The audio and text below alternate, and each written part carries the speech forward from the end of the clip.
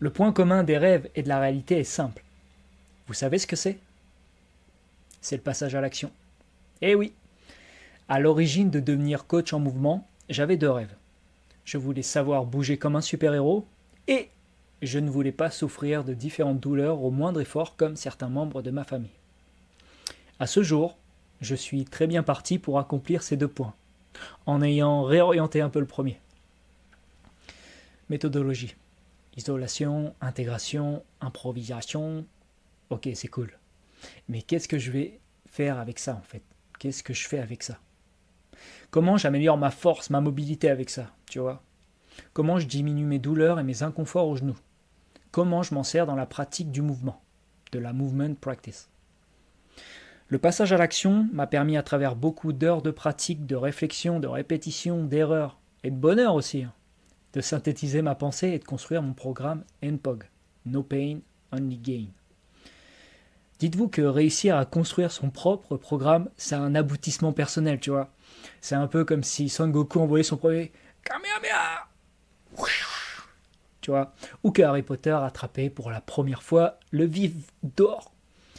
Et c'est l'aboutissement de quelque chose en fait, d'une croyance personnelle, et tu y as cru assez longtemps pour y arriver. Lors de mon mentorship à Bordeaux, l'enseignement que j'ai reçu a énormément contribué à améliorer mon niveau de pratique et ma capacité de synthèse. Comme pour tout, j'ai appris petit à petit à identifier mes points forts et mes points d'amélioration. Pas de points faibles ici. Donc j'ai appris à identifier mes points forts et mes points d'amélioration pour ensuite déterminer des objectifs à court, moyen et long terme. Mais moi, qui n'avais rien d'un littéraire à la base, je te rassure, j'étais plutôt, tu vois, le genre de gars qui lit Titeuf aux chiottes, tu vois. Euh, et oui, et bah ça m'a fait drôle quand j'ai investi en moi et appliqué à la lettre une méthodologie. Mais voilà, à force d'être confronté à ces trois mots, I, I, I, isolation, intégration, improvisation, je savais que le fond et la forme étaient pertinents, mais je n'étais pas encore en mesure de le développer. C'est peut-être parce qu'il fallait beaucoup pratiquer pour comprendre, justement. De fil en aiguille, j'ai appris à comprendre la forme et surtout le fond. III. C'est tout simplement le process de décomposition, fragmenter une compétence. Une figure, un mouvement, un exercice, bref. De façon à acquérir cette compétence dans les meilleures conditions. C'est avec cette logique que j'ai développé mon vocabulaire corporel, incluant un large éventail de compétences physiques et motrices, et cela s'est traduit également en travaillant à la fois et en synergie la force, la mobilité, la souplesse, la coordination et la conscience corporelle, chose que je ne pensais pas possible avant. Cette pratique soutenue a développé mon identité et mon attrait grandissant pour l'enseignement. La création de mon programme NPOG est la traduction de l'enseignement que je propose.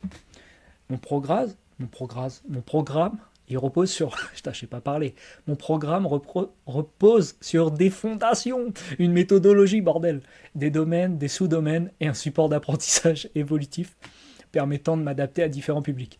Le tout en respectant deux de nos points communs, nos ressources les plus rares et éphémères. Tu sais ce que c'est? Bah allez, fais pas genre, tu le sais, forcément que tu le sais. Tu y es confronté tous les jours. Ces ressources rares, éphémères, sont les suivantes. Le temps et la santé. Tout a été pensé pour rentabiliser le temps investi dans sa séance en sélectionnant les meilleurs outils pour atteindre ce corps de super-héros. Les meilleurs outils, à mon sens, à ce jour. Donc tout ça, ça a été rassemblé de façon à rentabiliser le temps investi dans sa séance, je le disais, pour avoir ce corps de super-héros, ce corps adaptable, malléable, pouvant s'adapter à une multitude de contextes, d'environnements différents et variés. Avec ce programme, avec cette méthode-là, les bénéfices tangibles, on ne les voit pas au premier abord. On les ressent. En agissant en synergie sur les différentes qualités athlétiques, force, mobilité, souplesse, coordination, conscience corporelle, on s'assure de construire, de se forger une armure corporelle. Cela se traduit notamment par moins de blessures, moins de douleurs corporelles, une amélioration de la confiance en soi, pouvant agir par exemple par une meilleure aisance dans son travail, dans les tâches quotidiennes, dans l'interaction avec ses collègues, ses amis, ses enfants. Viendra ensuite, dans un second temps, des bénéfices esthétiques qui se traduisent tout simplement par moins de graisse et plus de muscles. En sortant de ma zone de confort et en laissant la confiance en soi prendre le pas sur le syndrome de l'imposteur, je me suis donné la possibilité de coacher des dizaines de personnes.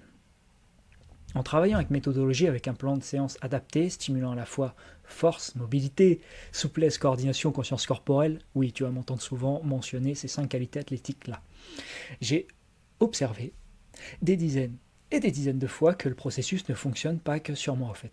Il fonctionne aussi et surtout sur les différentes personnes, élèves au profil varié que j'ai pu recevoir, coacher en cours collectif et ou en coaching individuel. Pour reprendre les termes spontanés d'après-séance, les pratiquants se sentent vivants, reconnectés, en conscience dans leur corps. La capacité de rester éveillé, d'être curieux, d'avoir le mental en rotation, m'a permis d'être plus efficace dans différentes tâches cognitives, de clarté et d'esprit de synthèse.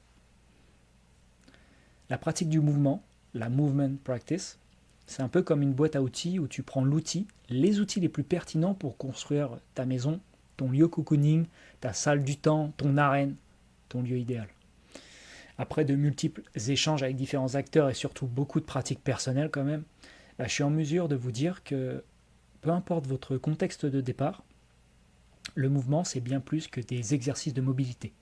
C'est aussi une philosophie, un style de vie, un lifestyle avec un support d'apprentissage évolutif permettant de devenir autonome, de débloquer son corps et de développer des compétences qu'on ne pensait pas atteignables au départ. Avec la pratique du mouvement et une méthodologie de travail associée, je peux vous dire que vous avez suffisamment d'outils, exercices à disposition pour le restant de vos jours. Je suis heureux de pouvoir vous présenter cette opportunité de concevoir, de construire votre propre référentiel en matière de santé. Ne laissez pas les avis des autres penser pour vous. Vous êtes unique. Vous êtes fait pour briller. Les gens ont trop souvent un avis sur tout, mais une expérience sur rien. Ne laissez jamais quelqu'un vous dire que c'est impossible. Pas même vos proches. Vous êtes né pour briller, pour croître. N'oubliez jamais. Nos gènes contribuent à nos caractéristiques, mais ne les déterminent pas. Dawson Church. Rien n'est figé en termes de santé.